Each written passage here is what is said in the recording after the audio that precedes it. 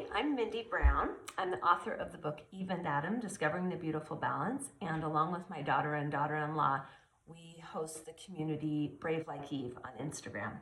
And I am excited to share with you a few just brief thoughts about Esther based on two verses actually that I love in chapter 2. In verses 9 and 17, there's an interesting word that's repeated in both of them.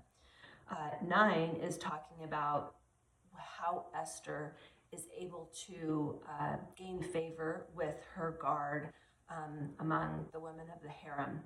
Her guard's name is Haggai, we learn in verse 8. And it says in verse 9 that the maiden, meaning Esther, pleased him and she obtained kindness of him. And then later in verse 17, when it's talking about Esther finally having her chance to impress and win over the king, it says that, and the king loved Esther above all the women, and she obtained grace and favor in his sight. And that word obtained is really interesting.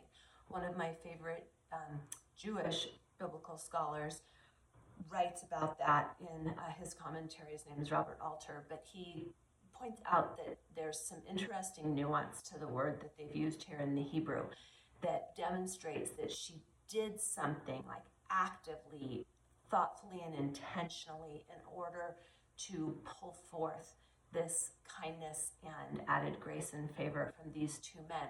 And of course, it's interesting that in this story, Esther is basically a character crafted to illustrate what it looks like and feels like to be almost completely powerless, but not exactly. And I think this word is a real key to that. Obviously, we can't influence perfectly how people respond to us. They have their agency just like we do.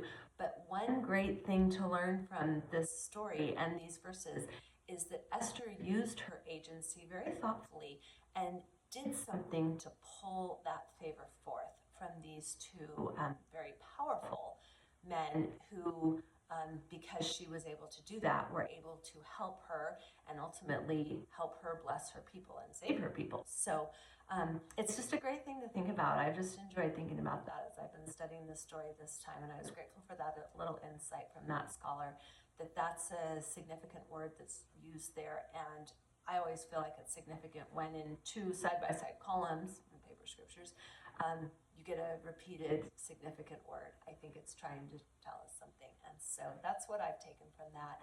And I hope that's meaningful to you. Enjoy Esther. It's such a great story.